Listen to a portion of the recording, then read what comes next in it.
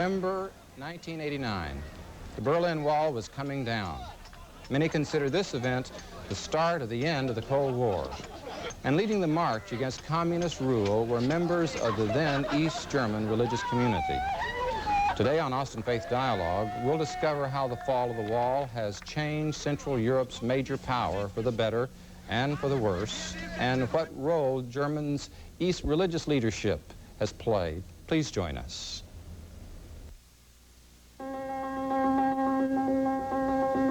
This is Austin Faith Dialogue, a public affairs program discussing the important crossroad of religion and life, produced by the Austin Metropolitan Ministries in cooperation with KTBC-TV. Austin Faith Dialogue highlights the interaction of the religious community with the social and cultural issues throughout our area. Now, today's edition of Austin Faith Dialogue. Good day. I'm Richard Thompson, pastor of Central Presbyterian Church, and your host for this edition of Austin Faith Dialogue. In March of 1946, Winston Churchill came to Fulton, Missouri, and made his famous speech that brought a new word into the English vocabulary, the Iron Curtain. Nowhere was Eastern Europe's Iron Curtain more evident than in the city of Berlin. There in the summer of 1961, the then communist government of East Germany erected a wall to keep the two cities of East and West Berlin divided and its citizens apart. We must remember that the Berlin Wall was built during the height of the Cold War, during the Kennedy administration. The Cuban Missile Crisis was just months away, and there were even armed stare-downs between U.S. and Soviet troops just before the wall went up. By the late 80s, more than 2 generations had been born and raised in a divided country, with, more importantly, a truly divided city. These East and West German citizens had never known a united Germany, and the Berlin Wall became an accepted fact of life, not only in Germany, but throughout Europe. But in 1989, the then East German city of Leipzig, there was a movement born there. The people who began to march in Leipzig wanted reforms and freedoms. But many in the West feared that the protesters were starting down a path that ended in tragedy in places like Hungary in 1956 and more recently in Czechoslovakia in the spring of 1968. But then something miraculous occurred. The East German government decided without as much as a debate that the wall could be opened. The people had won. And as Alan Pizzi reported on November 10th, 1989, the emotions pent up by citizens for more than 40 years in a divided country popped like a champagne cork. Crossing the wall was supposed to require a visa this morning.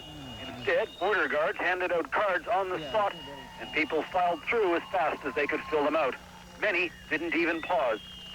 When the new opening in the wall was announced, an East German official urged people to think twice before heading west. He could have saved his breath. I think it's wonderful. That's how it always should have been. I drink something and then I come back to the GR. Throughout last night and into the early hours of this morning, the wall simply wasn't there. East Germans in their thousands streamed across it, and West Germans went the other way. They sang and danced and hugged and drank and cheered. At the Brandenburg Gate, closed since the wall went up 28 years ago, East and West Germans scaled the wall and turned it into a party site. East German border guards, who the day before might have shot any of their countrymen who even ventured close to the gate, stood back and watched. Said one young reveler, "The guards said they had no orders to stop us, so we just climbed over." And some did what they and much of the rest of the world has wanted to do to the wall since it was put up. They tried to smash it down. Chunks of the mortar and stone were carried away as souvenirs. This morning, the atmosphere was more subdued, but no less happy. Virtually all of the people using this crossing are going for the day. The East German government is gambling that the experience will convince them that it is better to travel that way than to leave for good. Alan Pizzi, CBS News, East Berlin. This woman was one of those who took to the streets in East Germany in the late autumn of 1989. Her name is Margaret Ziemer, and today she's a fellow at Austin's Presbyterian Theological Seminary. But today she joins us to share her experiences from those revolutionary days when she and her fellow countrymen had started the change of the political landscape not only in Europe but the world, and the role that the church in Germany played in that event she'll be sharing with us. Also joining us today on the program is Leroy Chatula, Professor of History and Political Science at Concordia College here in Austin. Today he will give us some help as we analyze what occurred in Germany when the wall fell and what that event has meant for Germany's present and will mean for its future. We want to thank you both for taking the time to be with us on Austin Faith Dialogue today. And Margaret, I think that as a participant in that change, I think they called it the Wende in German, tell us about what part you had in that, what participation you had in the demonstrations and in the church life as that was brought about. You have seen these pictures that went around the world. If you ask me for my personal part, I have to start a little earlier. When I grew up and when I went to school, I was under enormous psychological pressure and an oppression that was nearly unbearable. And it was a very difficult time for all my family only because we were Christians and only because of faith we were oppressed. When I became a student of theology, I decided that confrontation doesn't have a future anymore, and I started to stretch out my hand and to meet people from the opposite side, people I was taught who were my enemies. And I initiated a group where Christians and Marxist students could meet and simply talk with each other. At this time, that was in 1986, this was a unique and also dangerous experiment because that was not appreciated by any kind of authority. But we met, and over the years we started to learn how to talk in a fair way, how to discuss, how to say our opinion, and to share what our background is so that we could learn to understand each other and to survive with each other.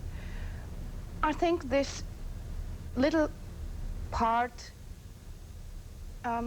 shows what went on the very lowest level in my country. You can see how it grew. We had a group in which we only talked. Then we decided talking is not enough. We wanted to do something. We started to organize beneficial events and to save money to buy an ambulance to send this in a developmental country, to do something with a good purpose. And the further we got, the more we came under pressure. We were threatened to be expelled from university and things like this. Because we met in my apartment, this apartment was observed and was considered to be a conspiratorial center. Nevertheless, this is a part of what happened in the church as a big level. To open up, Christians started to open up a platform that you could talk about problems we had.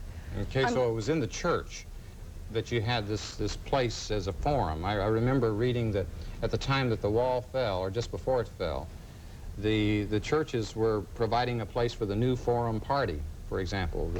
That's right. That's right. The church was the only place you could dare to talk, to ask questions, to question the system, to look for ways to change the systems for better. It was the only place you could talk about topics like we want to have peace, like environmental pollution, like that we didn't have free medias and things like this. So the church gave shelter for every kind of dialogue and exchange, to have the two opposite partners sit together and to talk with each other. I think that's, Leroy, as we listened to Margaret's description of what was going on several years even before the change that led up to this, just kind of below the surface at the grassroots level, and then came more to public's awareness at the time of the fall of the wall, and in Leipzig, where we noted that there was an initial change. I'm just wondering, as a church historian, or a political science and historian, do you think there's any coincidence that Protestantism, the fact that that's the predominant group in East Germany, And the word protest comes from Protestant. That's a coincidence? I believe that Protestantism does lend itself a little bit more toward the possibility of protest. You don't have the hierarchical situation where you have dictates and edicts pressed down upon the people. It seems to me that the people are permitted to do a little more independent, free thinking and act on those thoughts. Well, in terms of the whole ethos of Protestantism from the beginning, there has been that. And in this circumstance, it seems to me it may have been the fact that there, despite the punishment that Margaret said that she was undergoing to practice her religion, that she persisted in that. Did you feel that as you listened to her that that was history in the making? As a historian, you could kind of pick up on that, I'm sure. I think so. It seems to me that what Margaret was explaining was the information, the more information they had, the more they became unsatisfied, dissatisfied with the situation as it existed. So that seeing that there's a different world besides the one in which they have been forced to live increases the pressure to break out of that kind of a situation and to create a new world, new opportunities, to go beyond what the political dictatorship may try to impose upon the society. The pressure that's coming down from above seemed to be creating a counter pressure from below that was expressed in your group that met and then the groups that kept meeting and expanding. And you were a student at the university in Jena? Jena. Jena, outside Leipzig, and yet you were coming into the city to participate in those demonstrations? That's right. I drove every week to Leipzig, and we had every Monday at 5 were services in all the main churches, the Protestant main churches of Leipzig for an hour, and at 6 people came out the church after we had worship, we had listened to the gospel.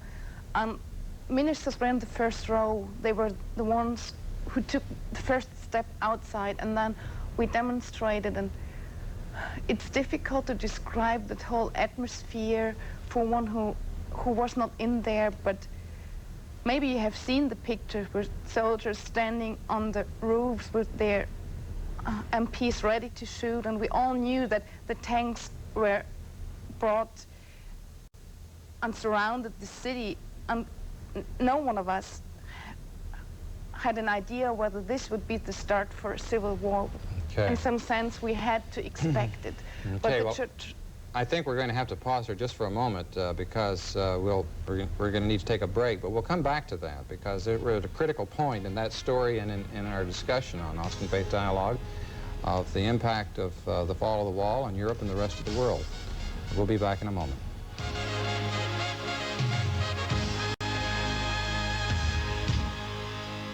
Serving Austin means serving you. Each day, Austin Metropolitan Ministries is religion in action, providing affordable housing, caring for the elderly, marching against hunger, and much more. AMM promotes understanding, cooperation, and social involvement. So when we ask for your help, we're really asking to help you, Austin. To find out how you can help Austin Metropolitan Ministries help Austin through its member organizations, just call 472-7627.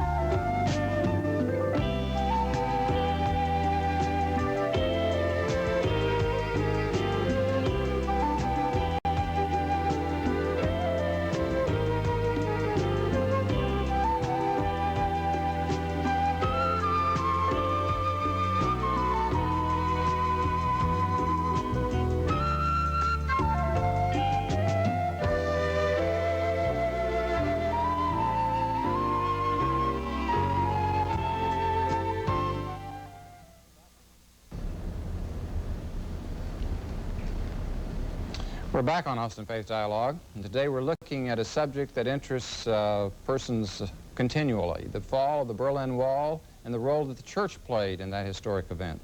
Once again, joining us in the discussion is Margaret Siemer, a citizen of the former East Germany and currently a fellow at Austin's Presbyterian Theological Seminary, and also Leroy Chachula, a professor of history and political science at Concordia College, located here in Austin. At the time that we made the break, you were just telling us about the demonstrations in Leipzig. You'd come out from church, there would be tanks, there would be people with guns from the buildings around. You were literally surrounded by a threat. And I know that you were sharing with me before the show something about how the church was instrumental in keeping this nonviolent. When an atmosphere like this, words of the scripture like Sermon of the Mountain becomes a completely new sense. And I remember the whole atmosphere that people came out there and the minister started. We had little yellow ribbons printed on no violence, and we always went out there saying no violence, don't allow them to provoke you, no violence, we want to keep it peaceful. That's the task we have. And I'm very sure that the important role of the church was to keep this movement a peaceful one, which is still a miracle to me.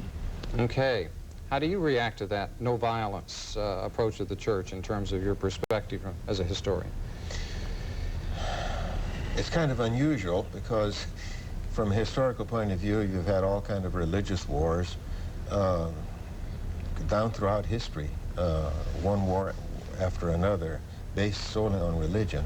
So I think it's, as Margaret said, miraculous that this was a kind of a peaceful thing, and the church was the dominating force, according to Margaret, in maintaining the peaceful atmosphere. Certainly it's the way it should be.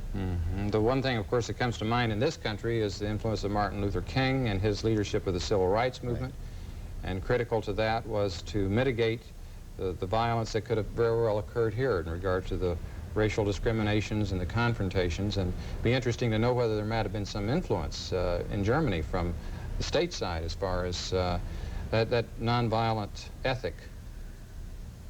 I think this really came out of the church. We didn't know whether it would work, but we knew that this was the only chance to survive. We still had lots of people who experienced firsthand what happened in Prague in '68, and we knew that we don't have a chance if the first person would start to throw a stone, or the first person would start to provoke, then there would be civil war. So in part it was a matter of survival, that it would have precipitated a bloody confrontation, and this helped diminish those chances. I'd like to just make a quick turn to the present, because over 3 years has gone by since these events occurred that we've seen in our tape today and we've been talking about. And I would, from an American standpoint, tell us, Leroy, do you think that this change has been all for the good, that there's been no downside to it, the reunification of Germany? For the short term, I think there's some bad aspects of it. I don't think we fully realize, or anyone fully realize, the complexity of uniting two unequal partners such as was attempted in Germany. In the long run, I think it's going to benefit everyone. I think the whole society worldwide will benefit from it. So, you know, short-term pain, long-term gain, I think is very definitely a reality. I feel that there were some very major mistakes made in this whole transition. Like what? I feel that there was too much of an edict placed upon the East German people. You will do it this way, my way, or no way at all. We have the funds, we have the money, therefore we will dictate the terms. It would seem to me that it would have been much better had a kind of a partnership, a supporting role been played by West Germany or the United States even today, rather than playing the lead role and saying, this is how it is going to be. let's study the culture, let's understand the people, let's understand their feelings, and then play a supporting role. You know, just one instance, for instance, the confiscation of property that took place, private property that was taken away 2 generations ago. There are claims to that property on the part of some survivors today. What's going to happen? Are those people going to be compensated for the loss of that property 50 years ago? Are they going to be forced to buy it? Or it becomes very complicated, doesn't it? Very, very complicated. Yeah. What's your feeling about it? Has it been an unmixed blessing? Or has there been some downside to it? Well, it's an old saying that every coin has 2 sides, and we have advantage, but we also have disadvantage of this development. And of course, as Leroy said, it was not a unification where 2 equal partners decided to fuse and to make a mutual agreement. We had a big brother, a strong brother, and a little weak one. And as a part of the weak partner, I sometimes am very sad that we were not given the chance to bring our input. We had completely different experiences from West German experiences or from capitalist experiences in general. And I think it's a loss for Germany as a whole that the little brother was not given the chance even to speak, that no one listened. And we had some things that, in my opinion, are worth keeping, and we lost some of that. Okay, now let's think about the loss in regard to the church. Because from an outside point of view, what I read and have heard otherwise, the East German church was a supportive community in a repressive regime. It banded together. You were talking about how you supported each other. And now with the pressure off, as far as a dictatorship over you, and it's a free market, religious-wise as well as economically, has this changed the feel and the character and the practice of the church in former East Germany? It has changed the church, and is still changing because the whole structure changed. The function of the church changed because we have to redefine our position within this country, within the state. And I think it's, again, our task to find the small way between going to one extreme to be opposition and to be too much conformed with the system that has power. And to find this way, we only have the scripture, and it has something to do with prophecy. Every political system in the world has weak sides, and in my opinion, it's the task of the church to come as close as possible to the perfect and the good system. We never will reach it, but that's what I see the task again and anew for the church to be. Well, you know, the prophetic role that you're speaking of here, I think of our situation, Leroy, in this country, where in a way we have taken things for granted. It's been, we're part of the establishment. There's no hassle from the state and here as in previously in East Germany. And it seems to me there's also the pressure to conform and to become lax and just lose the cutting edge and cease to be the critic in society that Margaret's talking about. Have you had any occasion to reflect upon that, comparatively speaking?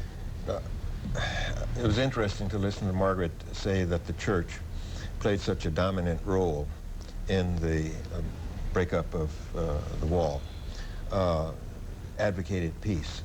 I don't see that role being played here in the United States in the churches.